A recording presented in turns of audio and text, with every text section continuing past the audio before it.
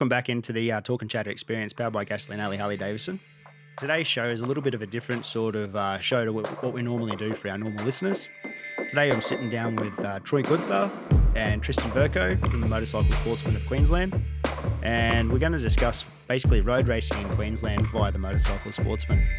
It's part of a four-part series that we'll be doing throughout the year, so I hope you enjoy it and get to meet some of the different characters throughout the year that are involved in road racing in Queensland. You're going to have to start, Kyle. With the Southern Down sit down. Yeah, mate, so it's basically your time to shine. Right. And that's what you got to start with. I'm here and I'm ready. Yeah, fire. Welcome to the Southern Down sit down. Whoosh. Not bad at all. Nailed it. Straight up. Well done. Yeah, welcome. Yeah, that was good. Well done. Welcome, and another valued partner. Yes. So, yeah, well Club done. keeps producing winners. Yeah, seriously, yeah. Well, if I can't win on a bike, I may as well try and do something well. That was equivalent to at least sub 16 for sure. Seriously, a motorcyclist that can talk. We're going all right. We've got a few of them in here this time, these past few times, so been pretty lucky. Yeah, going well. Going well. What's happening? We just finished the round last weekend, wasn't it? Mm-hmm. Yeah. Let's catch up. What are we going to talk about for this round? What's on the menu?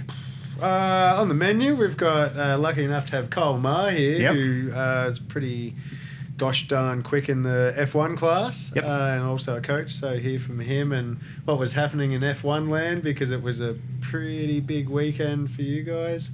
There's some quick folks out and factory teams rolling in. And then, of course, Troy and I, we've got our mega production 400 championship of the universe. We had to one up pre-2K there. World title. World title. We'll go Universe. universe. So that was some really good racing, and we've got the Enduro coming up. We've got lots to touch on. For sure. With all these gazillionaires trying to go to space, you guys have got to definitely beat the universe, haven't you? Yeah, of course. I'd be mad not to. Do we start at F1? Actually, we'll start with an introduction. Kyle, tell us a little bit about yourself. We obviously know Troy and Tristan now. Cool. So tell us a bit about yourself, mate. So I started riding maybe 12 years ago or so. I was a bit late to it. And then after a few years of riding on the road, some friends introduced me to the track. It was actually Stephanie Redmond from Coach 49. She was working at Yamaha, and I put some new tyres on my bike, and she said to me, take it easy coming out of the Yamaha dealership. And I thought, I better show off a bit. So I gassed it at Narang on Lawrence Drive there and put it into the driveway on the other side of the road. So I just sent it. Yeah, she come and picked me up off the floor and dusted me off and gave me a number to say, maybe you need to learn a thing or two. Oh, no. And then she dragged me along to my first track day at Queensland Raceway, and I was hooked. So since then, it's just been fantastic. I moved around a bit with work and headed down to Canberra. So I kind of cut my teeth down at Wakefield Park and Sydney Motorsport Park, did a few of the St George rounds, and headed down to Victoria to Broadford to race in the bracket racing with the Preston Motorcycle Club. Cool. Which was unreal. And then about 4 years ago, I decided to make the move back to Queensland to be a bit closer to my parents, and just lucked into meeting Mitch Painter and Oscar Davidson from Motorcycle Sportsmen of Queensland at a track day, and they talked me into coming and having a crack at Formula One. They completely neglected to mention there was a club racer and a Formula One clubman class. They threw me straight in the deep end, and it's been a lot ever since. They're two really quick riders as well. Yeah, welcome. Yeah. It's a definite deep end. Definitely. It's pretty cool to see like that journey though. Like, I mean, now you're doing like the coaching and you're quite valued within ART and the club itself. And yeah, I even remember like Kyle going out, and it's pretty cool because he's not afraid to send it. Like, I remember with the oil, we had a and I'm not going to go on this. I didn't mention it all last episode. Back to the oil. I didn't mention it all last episode. But like Kyle was the first one out there to test it for all of us, so it's just pretty cool to see like that how much everyone like puts trust into his feedback, oil or not. Like it's it's great having him. No, that was I remember you coming back in. And you went flying past, and everyone was like, how is it? Like, yeah, it's a bit slippery. You were hooking. Yeah, no, that was a lot of fun. I actually defaulted that because they come and asked Brock Pearson and said, can you go and do a lap? And Brock said, I'm on the factory Honda, so it's probably not the smartest idea, which I think is a great decision. Yeah. And stupidly, I stuck my hand up and said, I'll do it. And they went, okay. And I come around after the first lap, and as I was coming up onto the straight, Paul Dawson was hanging off the wall, giving me the thumbs up. And I thought I'd better slow down here and give him a wave and say, yeah, it's not too bad. But then I saw about 100 people on pit lane, and I thought, nah. So I just went past as hard as I could, and I think I had the back wheel in the air into turn 1, and open taps. that's it. And then when no one could see me anymore, I backed off and was a real silk, and I was like, better not crash. Oh, speaking of Paul though, and doing siding laps for the track, I remember I think it was 2016. He asked me to go on the car with him because it was quite torrential rain that day. And he was like, because I didn't want to be that person responsible for cancelling. I think the juniors may have had like a national championship round there at the time. So I was like, I didn't really want to have to make that call. And then I remember I was in the passenger seat with him, and I think it was either turn 2 or turn 6. I don't think we completely spun, but I remember like Paul's properly getting his car sideways. I'm like, yeah, all right, aquaplaning. He's not afraid to have a turn either. How could you? Yeah. Well, he only says no wheelie stoppies or burnouts. He doesn't say anything about drifting the track. That's a very good point. This is a very good point. Paul's drift championship. Yeah. He can't get his supermoto fix at the moment, so drifting very old, beaten up Commodores it is. Yeah. It's got a wing though, so. Oh, good point. Downforce. Downforce are plenty. I don't remember it having a wing back then, so maybe that was what encouraged him to make that aerodynamics upgrade, perhaps. I don't know. And Paul's a smart cookie. No doubt he's probably looked into that and thought, better do some aerodynamics for that. Oh, for sure, El Presidente. El Presidente. Very, very good. That dealership story, pretty common theme. It happens all the time. Bet you felt pretty bad at the time, though. Well, I feel like you're just trying to make me feel better now, but that's. I am a good guy, but no, wasn't. No, it was great. It was a learning experience for sure. Yeah. It was. I think I was on my second year riding, and I just bought an R1 and thought I was a champion, and clearly I wasn't. Wow. How was the round? Let's get into the round. How was? We'll start with Troy. We'll start with Troy this time. How was yours, mate? Oh, it was sick. Like, it was proper battle royale in our class with the production 400. Like, I think there was 7 of us that ended up on the podium at some point over the weekend, which just shows how like tight that racing was. And I was having a blast. Like, Tristan and I had a good battle in the first race, and I remember I put it in a race report. Like, he got me off the start, and I was thinking as we're dragging into turn 1, I was like, damn, like, why did I help him learn how to start? And he rode very well. Like, I could not really find a way around him. It stuck in that race. And then, the other races, there was at least 4 or 5 of us all battling it out.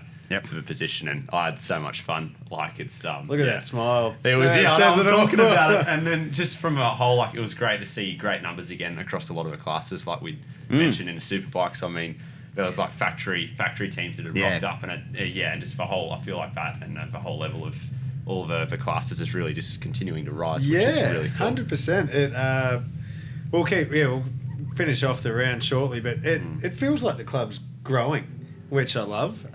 Like, every class is swelling in numbers, as Troy was saying, and the depth of the racing, the quality of the racing is increasing as well. Like, through every class, like the people's times are dropping, and the experience is just that depth of field is really, it's getting there. Yeah, It's definitely, awesome. isn't it? As the club is very healthy at the moment. It's good. Like, it's a lot of hard work by a lot of people, obviously, sort of flourishing, isn't it? Yeah, it is. It is. It's great to see. I think the work that the team put in for the behind the scenes stuff as well. So Elliot Wilden and Ben Lowe, who are doing the trophy sponsorship. So Elliot's obviously doing the trophy sponsorship, and Ben's come on board to bring SB Tools along and sponsor Sporties with some great deals and prizes at each round. I think having them involved and build that community of come along to the trophy presentation, and there being a lot of banter and fun. I think it's a great thing. So it's not just about the riding on the track. There's a lot of community off the track. For sure. Which I feel lacks in a couple of other, perhaps,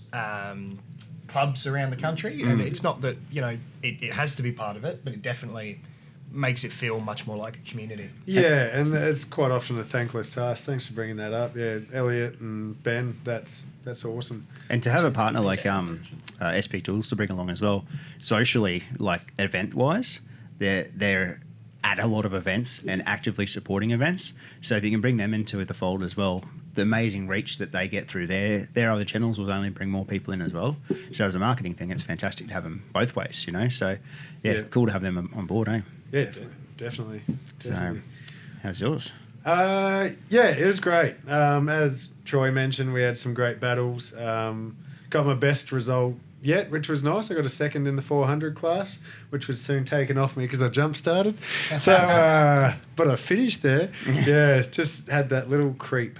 Moving forward, I didn't notice, but they did. So, well picked up. And so, yeah, it was great fun. I learned a lot that weekend. Last year I was a lot further back in the pack. So it's all a new experience being up towards the front at the moment.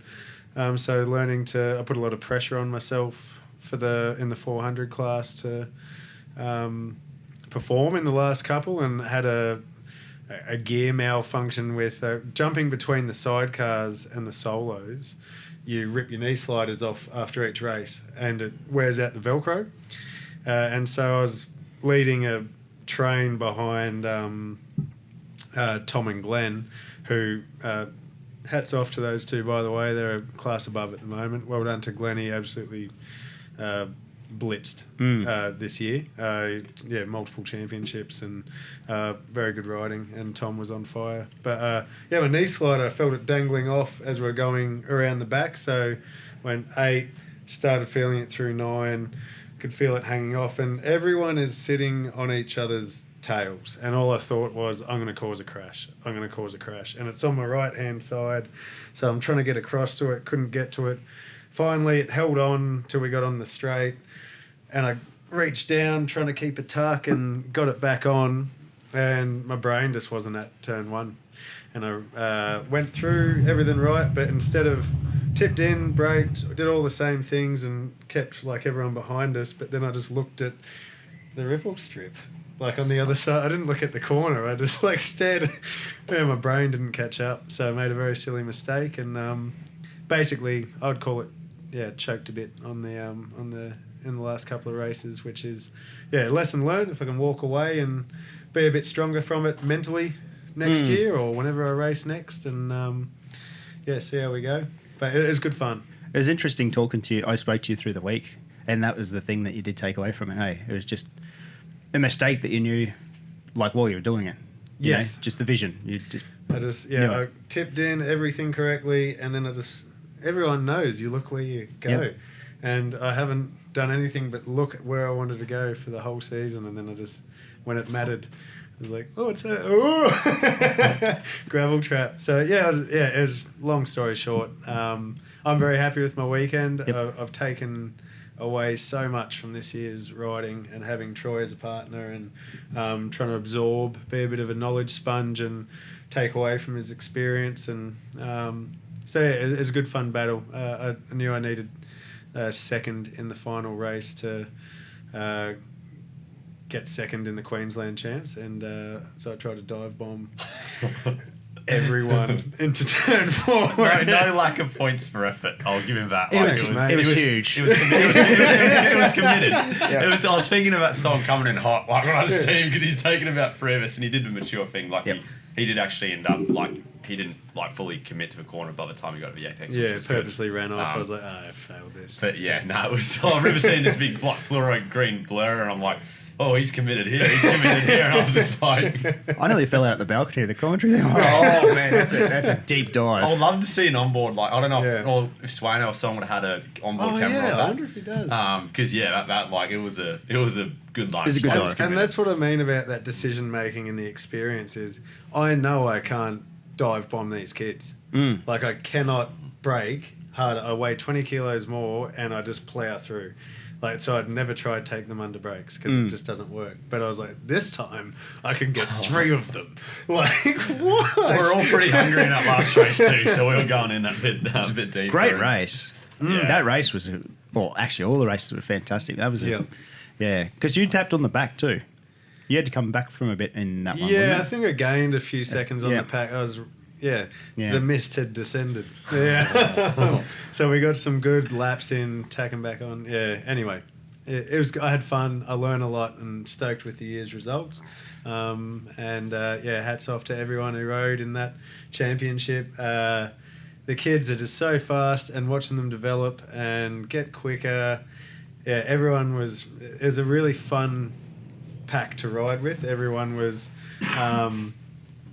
Like there was no bad. Everyone was the sportsmanship was great. The camaraderie was great. Watching how they look up to Troy and like it's just fun. It was a really really fun year. So thanks to everyone involved. It's awesome, mate. Yep. The racing. Well done to obviously everyone in that class. That was cool to watch. You know, It was good fun. good pace. Oh, so much Spinning it up, mate. You know. Oh yeah. But no, very good. Kyle, what did you think of the weekend?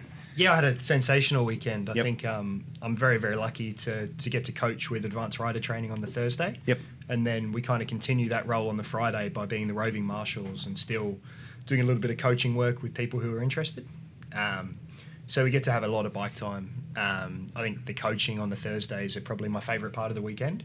It's, you know, we get to go out there and have a bit of fun on our bike, but watching other people come and progress time and then watch them translate the feedback they give to you into their racing on Saturday and Sunday is probably the most rewarding thing. Yeah, I bet. Yeah, I bet. It's pretty fantastic. But I got really, really lucky this weekend with getting to feel like a factory rider. So I think the comparison between round one for the Hot Start series, we had 7 Formula One superbikes, to this last round we had 24 superbikes entered, and of those 5 were ASBK riders. Yeah. So obviously their season being a little bit held back meant they had some more time and resources to come to the local club scene. And whilst it's obviously not great for us mere mortals trying to make points for the championship, it's absolutely fantastic to have them to be part of it because they just bring so much excitement to the class, so much skill. Yep. I guess my last round for round 3, I really struggled internally and myself a little bit. And I was a couple of seconds off of where I wanted to be with my pace. So Triple X rated race suspension, who do a bit of work with me, they completely look after our suspension and help me as a rider. He offered to they've got a new AIM data diagnostic system that they're going to be renting out. So they fitted my bike up with that. And then I had Jules and Chris from Triple X work on the bike. So on the Friday, I'd come in from marshalling, I'd give my bike to them. Then Mike Jones was coaching me and he took me into the Ducati truck and we sat down with a whiteboard and a pen and paper and just sort of went through what I was doing and where I can improve. So the bike setup was amazing and improved tenfold. And then Mike drilling into me the things I probably knew, but then other things I didn't know, and making me go back to basics was sensational. My times dropped again, so I really felt like I was cool, just man. absolutely spoiled for the weekend. Cool experience. Yeah, it was unreal. And then that translated into some great racing. The last race of the weekend sort of, unfortunately, Brock Pearson on the first flying lap round, he had a bit of a tumble at turn 1. Luckily, he's okay. And they threw the yellow flag out in front of our group, and one of the guys in front of us, Sid, who got an absolutely blinding start, he was in front, and I think he braked a little bit harder than normal for the yellow, which is totally expected. But then Ash Edwards had the bike up on the front wheel, like almost vertical, trying not to run into Sid.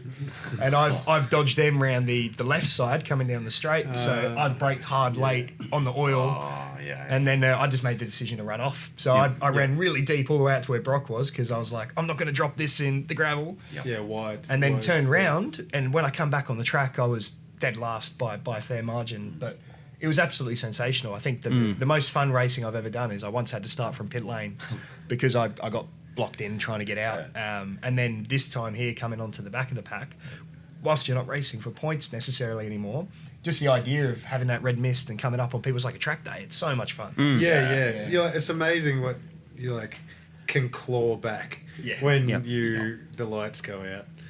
Yeah, that's fun. The competitor. That really comes out, doesn't it, at that point? Yeah, because you don't really have to think about tactics. Then you're like, it's not like who's behind me. Do I need to block a line? You just run quick lines, quick pace, smooth. Yeah, like I'm coming. Yeah, it's fun. Yeah, it's a lot of fun. And that look where you get, say, coming out of 6 or something where you traditionally, like coming out of 4 or 5, you're looking at the people coming out of 6 to 7, and every lap, I'm a bit closer. Yes. You take that chunk away. I think that's a pretty cool thing as well, you know. And then pounce. And then you're there. Beat it. Since we're talking about F1, Ollie Bayliss, pretty 12-7. Is that correct? Yeah. New lap record for Sporties. Yeah, So, and hit it a few times in a row too. So that's I just don't know what that even looks like. You know, like that was pretty impressive to see. Hey, We, on an ART day once, I think maybe even you took us down there. We went down to the inside of turn 9. Oh, yeah. To watch Mike Jones Yep. and Ollie, and I think Herfoss was out there that day. Yep.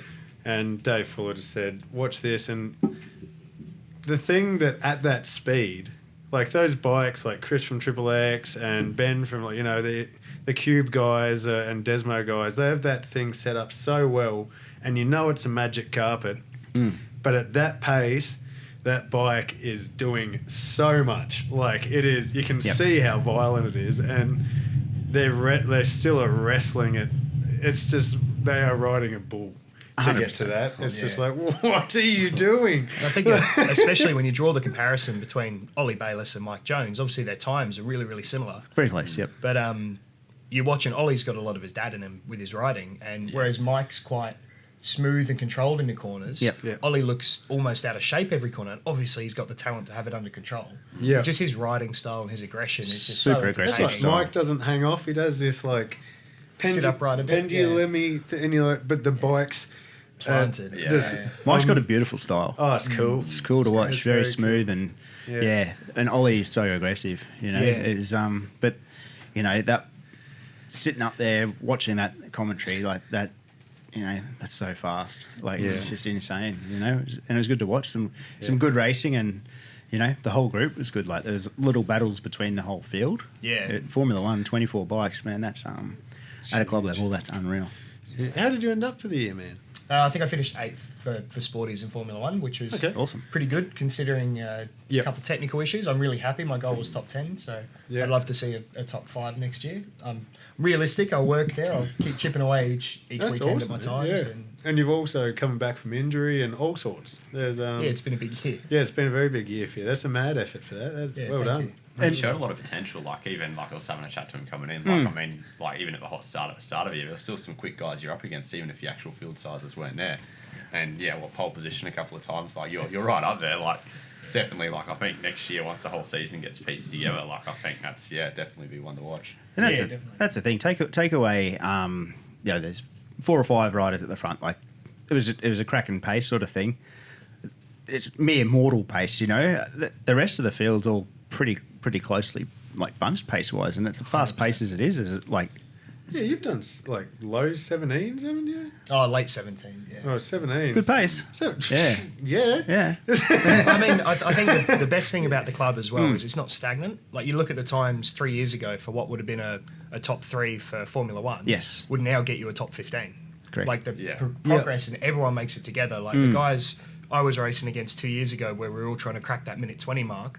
We're now all as a group trying to crack that minute 17 mark. Yep. Like it's everyone's come leaps and bounds, and I think that obviously the bike technology's increased, the suspension and the tyres have increased, but it's just a drive. Everyone as a club kind of come together and pushing each other. 100%. Yeah. And there's no animosity, you know, between all the riders. It's all love, and everyone wants to see everyone else succeed. Yeah.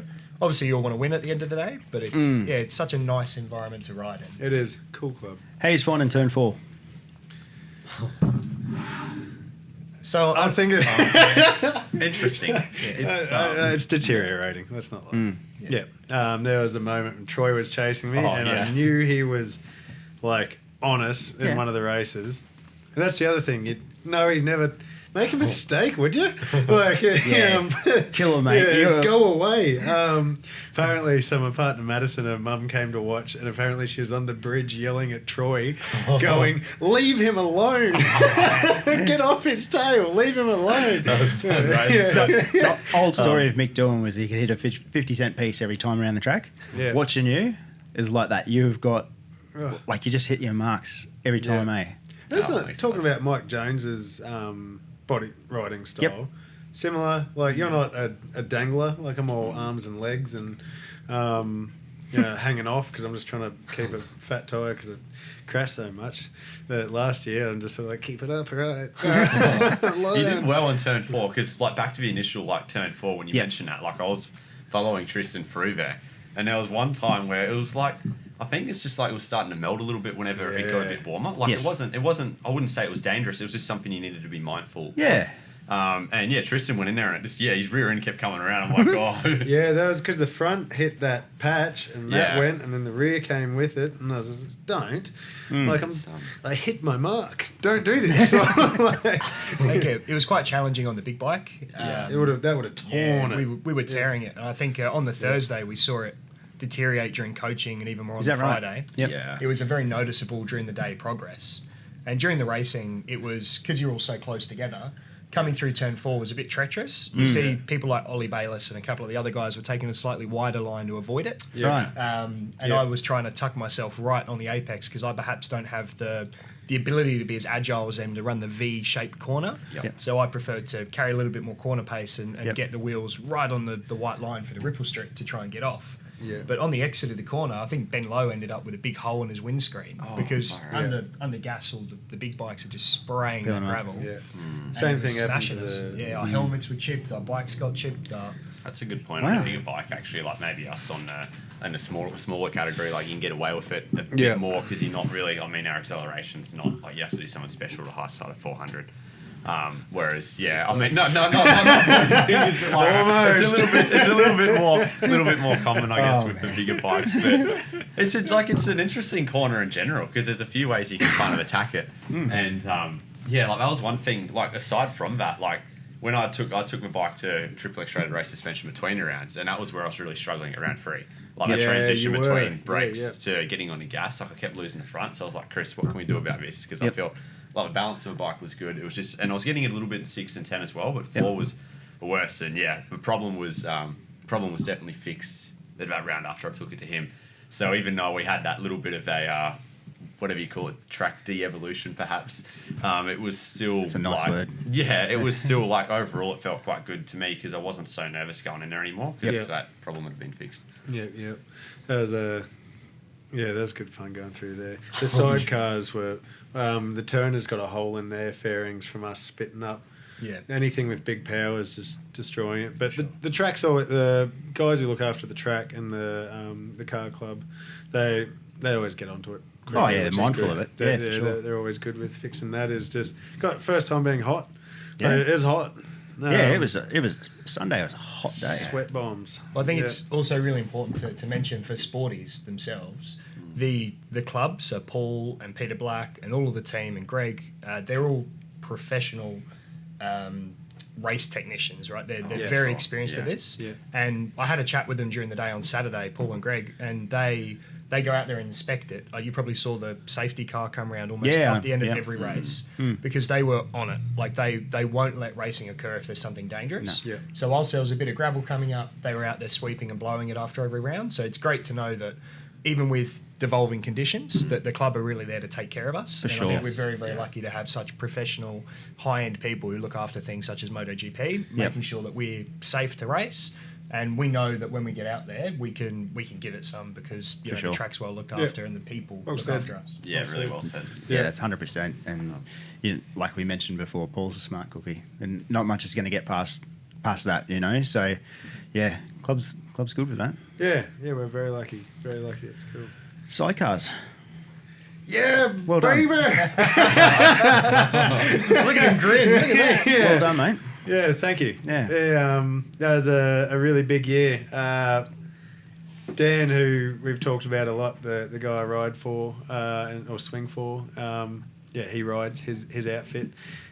He's a legend of a bloke, a good mate. I started sidecars last year, jumped straight on with Dan. He's well known for being a lunatic on the bars in a safe way, not just he is a competitive man on the racetrack, and he, as we know, I got tossed in my first race, and we ran 28s, which is a highly competitive time in my first race, and jumped back on, and haven't looked back since. It's we won the Queensland titles, which he's been chasing for years, and we won the Southern Downs. We managed to pick up second in the Aussie titles, and well done. What a great result. Man, it's just all I wanted for this year. Like, I'm, relatively young. Dan's retiring at the end of the year and selling the outfit, and regardless of whether we won or not, and all I gave a hoot about was Dan getting out what he's put in, and he has. And thanks heaps, mate, for the last couple of years. It's been sick. I've had so much fun, and thanks to Tony Hughes, who works on the motors. We destroyed a very powerful motor that Dan had put a lot of money into last round, and his brother Scott very kindly ended up buying a motor for us to chuck in. He from Absolute Waterproofing, and we got it together, and as a bog stock K1, we're down about 40-50 horsepower, and Dan and I just said, bring your set in a wheelbarrow and let's go hard. Can we talk about that last race of the day? Yeah, go nuts. Yeah. The plan was Dan, all we had to do was finish the race. So this sums up Dan in a nutshell. All we had to do was finish the race, and we took out both championships. Was that the one for Pitboard when you asked to? Was No, that race that was the one before. Dan was like, "There's too many numbers, I couldn't read it." We were like 15 seconds in front, and he just kept pinned. He's not slowing down at all. But the last race, all we had to do was finish. This motor, like, we gave it a big clean up and service and made sure it was like very tidy, but we just didn't want to break it. And so Dan said, "Look, tell your mates, I'm going out there and I'm just going to kick it sideways in every corner and load it up, and we're just going to show off, and we're not going to win, but we'll put on a show." And he's like, we just have to finish, so I'm just going to be a bit of a hoon. Got an amazing start, and he was on. Like, he just kept it. Oh, I swore. He just kept it pinned. Like, we cut some quick laps. Like, he was just at war with nobody. Like risking the championship. It was so much fun, and we ended up in a really good battle with the Turners. Yep. What did it look like from up top? Mate, it's unreal. Just watching that, I'm like, I didn't think you were going out this quick. I thought it was going to be a fun session, and it was on. Like, you're delivering mail. So, yeah. And as you said, you're down a bit on horsepower, but coming into 4, 5, 6, fast. So Neil and Danyan, they luckily we're on some good tyres. Buddha from Wynnum Haulage has been helping us out all year, so thanks, Buddha. So that makes a huge difference, because this chassis compared to the LCRs, Neil would pull away a lot, and kudos to his riding as well. But then we overtook on the outside of 9 at full noise, which is terrifying as a passenger, because you're just committed. Yeah. And because Dan was that much quicker, and Neil said the whole chassis, you can see it flexing. Like, it's just going, that bike's not supposed to go that fast, at all. Like, it's an old backyard built, designed off a few other things specific with bits of LCR, but it's 25 or 30, however old it is. It's a weapon of a thing, but Dan just manhandles it. Just wrestles this thing, and apparently the whole chassis is going, and he's full lock sideways through 9, going around, and then sideways into, actually, Neil straightened us up. Thanks, mate, because we hit into 10, because we were full sideways. And then he just straightened us up, and then, fun. So much fun. Yeah, just adrenaline central. It's so good. Wow. But yeah, thanks, Dan. He's going to be missed at the racetrack. He's really great for the sport. He's a shy guy, you won't see him on stuff like this, but he's great for the sport, and an animal of a competitor. Yep. So thanks heaps. Thanks for the great 2 years, and champions. Yeah. Well done. Well done. Cheers. Yeah. Good to see. Yeah, thanks, mate. It was too good. All right, let's touch on some of the other classes then. Obviously, let's start with F2. John Littress took the win. Mitch Coon second. Yep. And then who was it third? Lockie Sayward. Correct. Yeah, very cool. How was the racing for that, you reckon?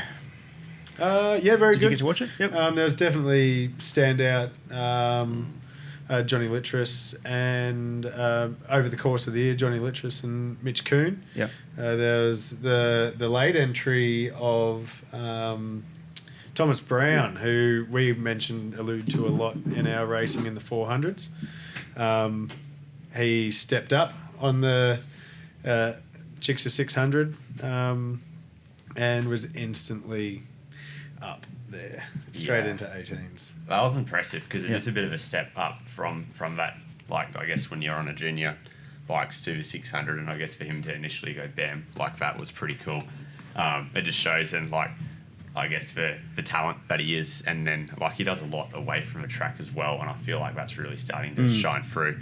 Because the amount of riding he does compared to some of the other people his age isn't all that high, but instantly whether it's a 600, an F2, or in a different category, like he's always banging straight on the speed, and I think that's credit to he's got a great influence around him, and the work that he does put in away from the track shows when he can just go instantly be on the pace. Because he did back-to-back too, didn't he? Session after session. No Insane. break in between. It was just like jump from this bike straight onto the next bike. Onto a stock 600 as well.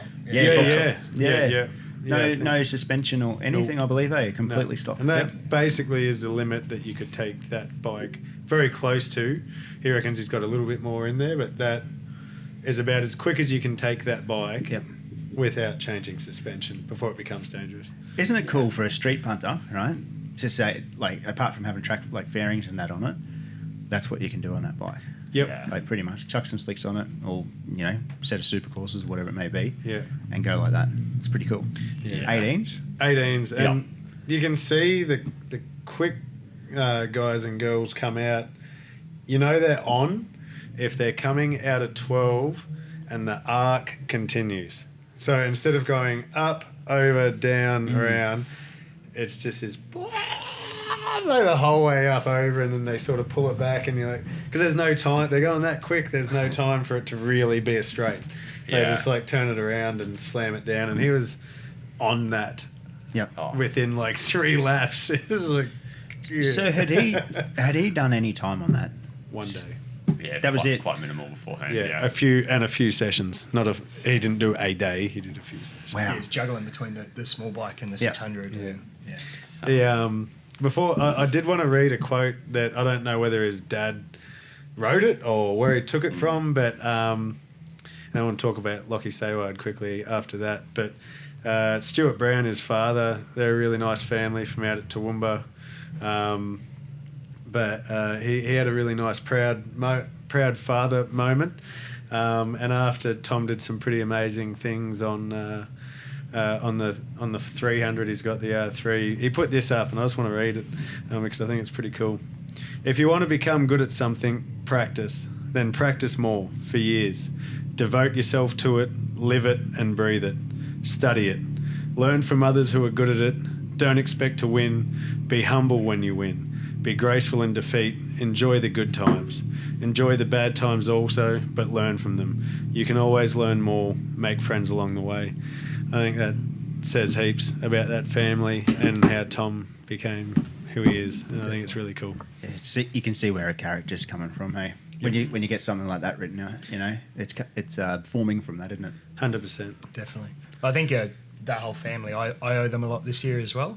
I had a big accident at the end of last year, and I sold all my bikes and thought there was going to be a very long road to recovery, and I'd probably take the year off. But Stuart gave me a call and said, well, we want to see you continue coaching. So he got Elite Motorcycles, and he rounded up Yamaha to come to the party. Very and cool. They put together the R1 for me for this year. So really, really blessed that he wants to support not only myself but the club as well, to make sure there's another coach out there in that race group to make sure there's enough people through the door to support the club. And he really put his business where his mouth is as well, and supported the community that way. So I'm really grateful to Stuart. And like you say, I think the family is everything when it comes to a rider. Like, you can have a talented rider, but without the support and that progress to develop you as a beautiful human being. And I think Tom is in such a great position, because Stuart's such a beautiful human. To be able to develop Tom, it really shows in his riding and his conduct on and off the track. Yeah, well said.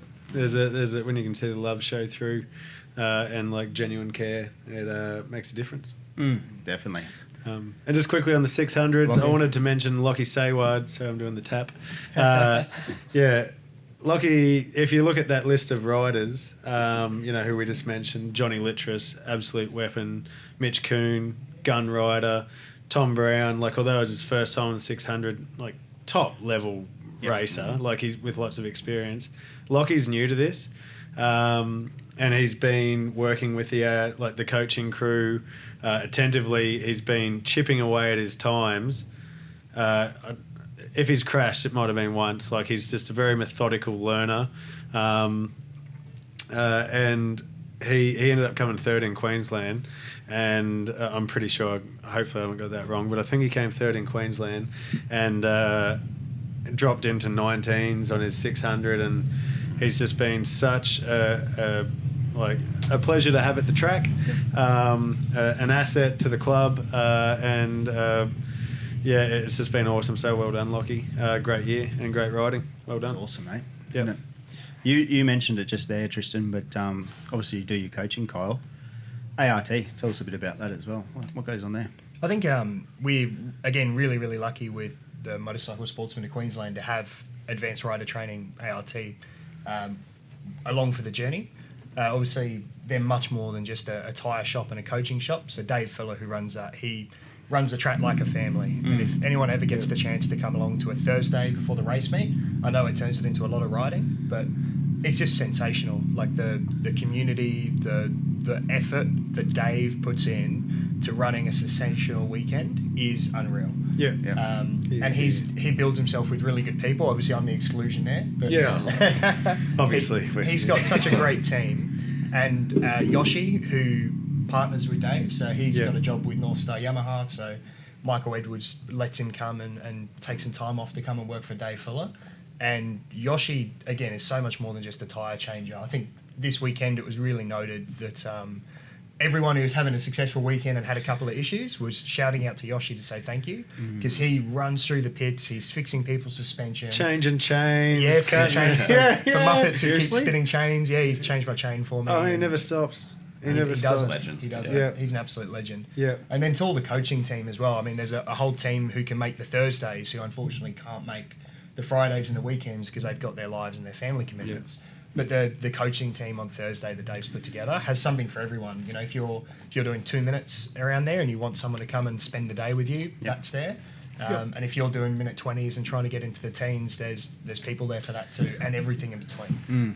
There's no egos. There's no sense of rivalry. It's a rising tide lifts all boats in the harbour, so everyone's there to help. And I think just Dave's pioneership is obviously racecraft over the last 3 decades, where he's rode for factory riders and factory teams and been really, really successful all the way through to now looking after the Motorcycle Sportsmen of Queensland. I think we're just so blessed to have him and his family here. Troy, you would have been on the scene for you like the whole way through your racing career, for sure. I was going to say, I've still got a poster of Devo in my room. He signed it for me when I was about, I think 12 or 13 years, and it's got... Was it in black and white? Yeah,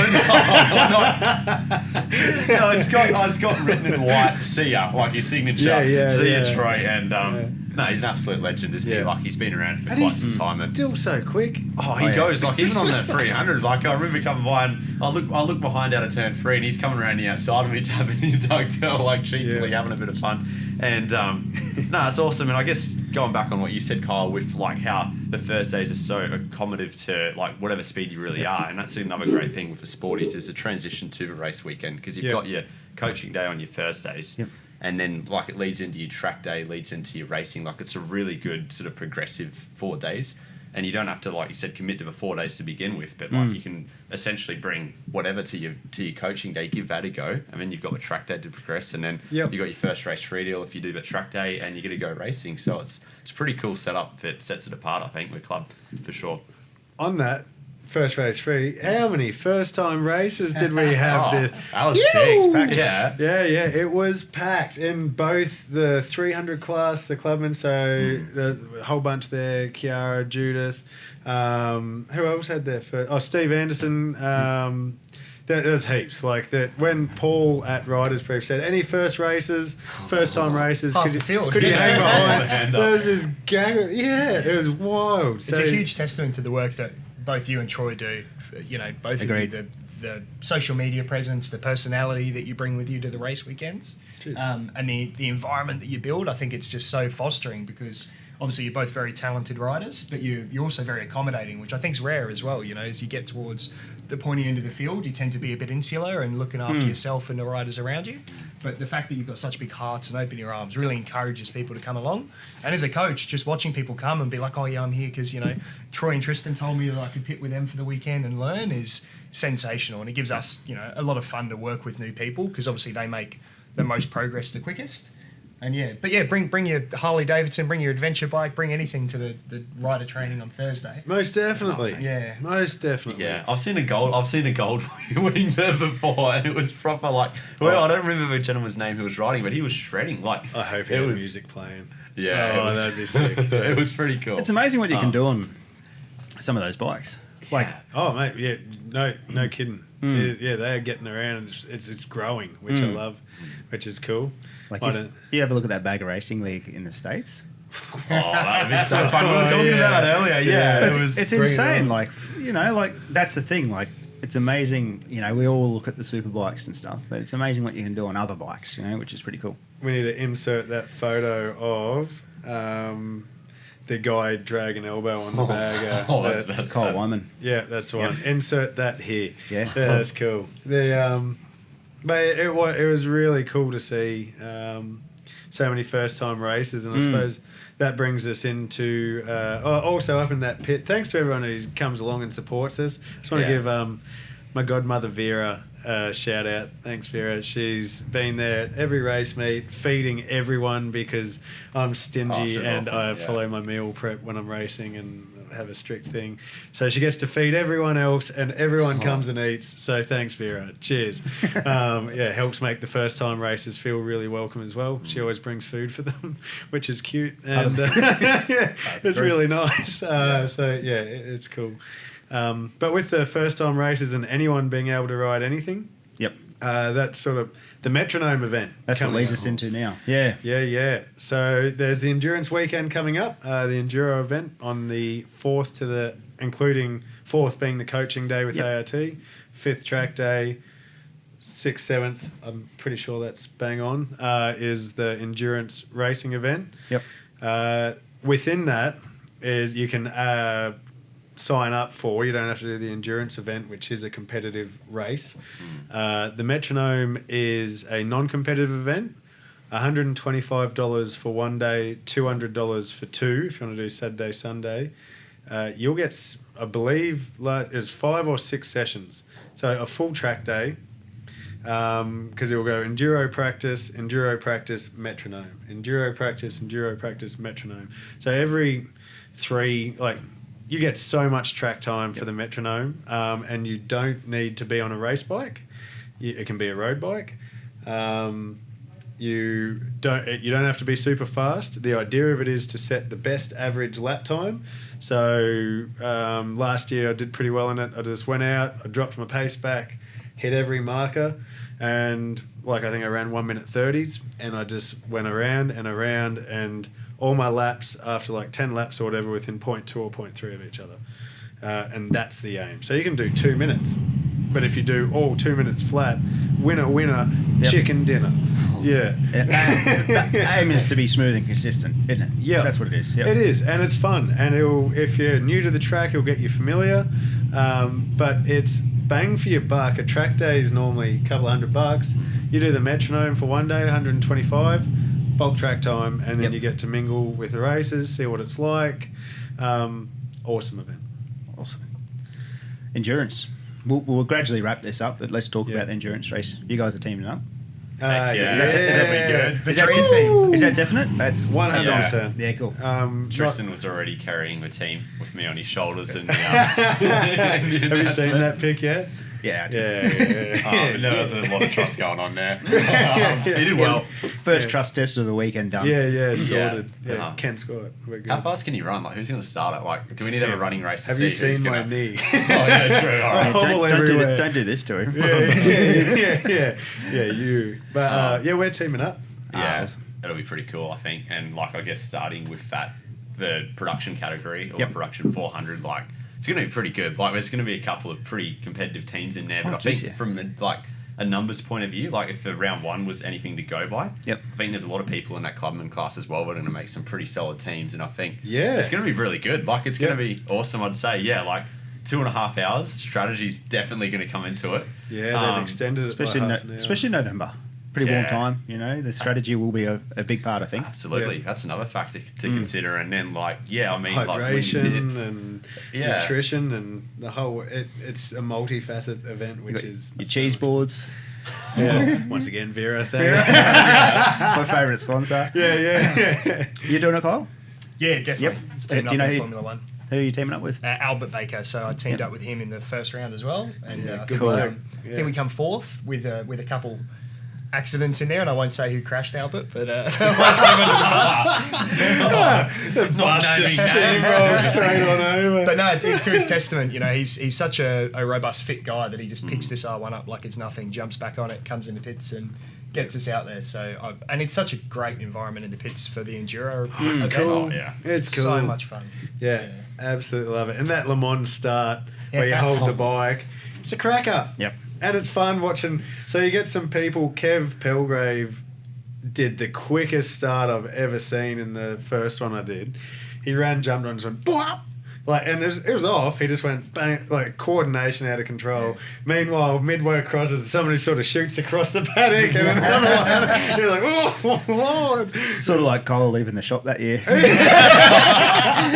not gonna Sorry, let mate. that down I heard you throw someone on the bus before. Oh, it's my time. But No, it's great. that happens. But it's going to be good, eh? Yep. 3 weekends out. Feels like there's a lot of racing at the moment. We've It is. sort of packed a lot in, you know, which has been good. Yeah, it's been really good, and that's it. Could be, I'm uncertain yet, so it could be my last event for.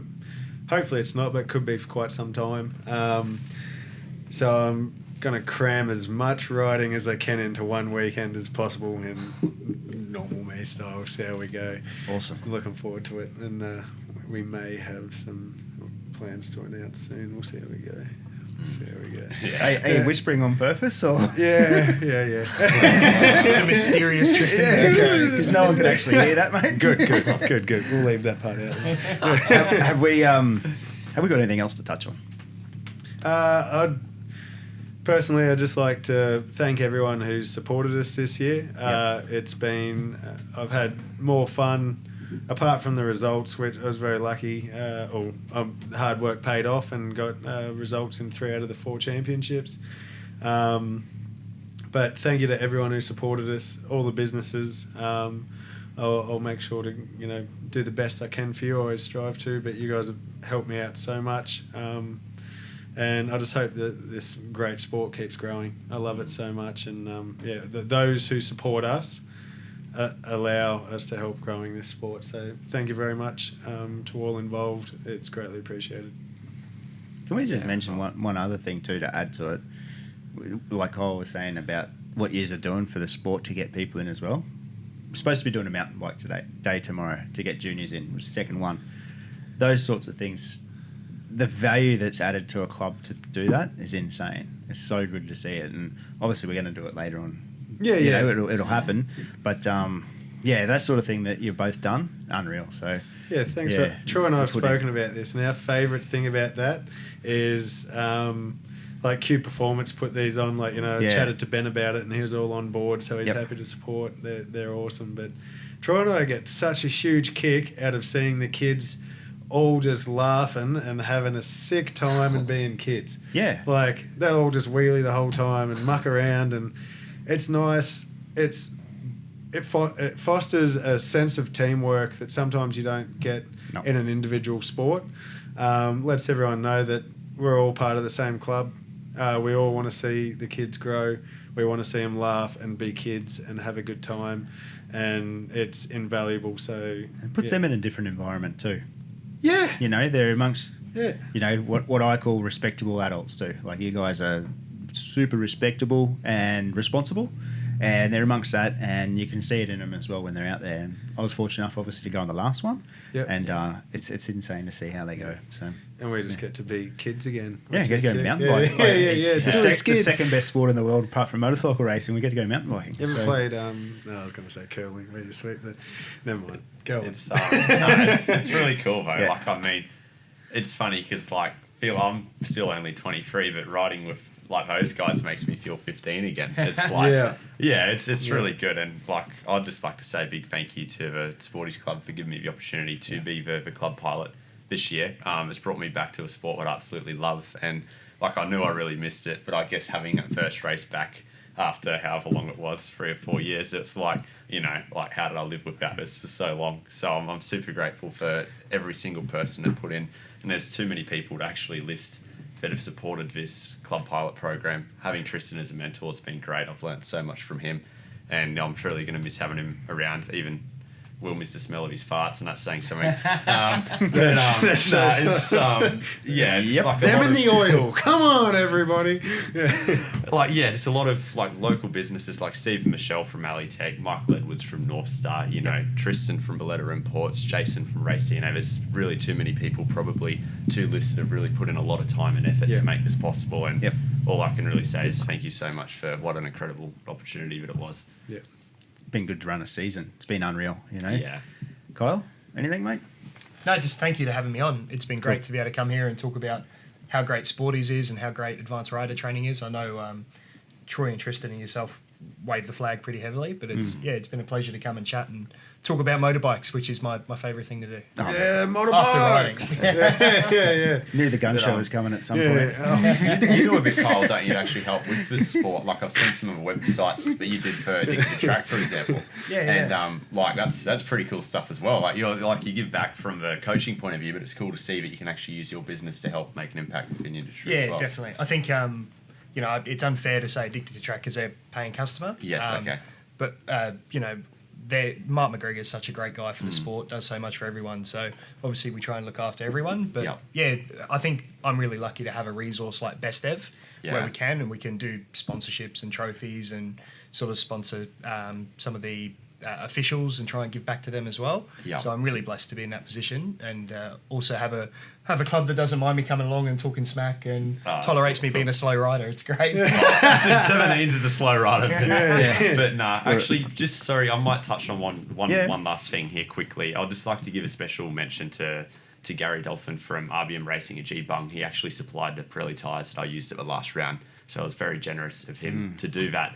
And a good friend of his, Brian Wood, has been very, very instrumental in helping the club pilot program this year grow. Thanks, so Brian. I feel like that deserves a mention as well. Like, he's had a lot of experience racing in a lot of countries, and to be able to have someone in the program that we both can relate to has been really, really instrumental to us grow. 100%.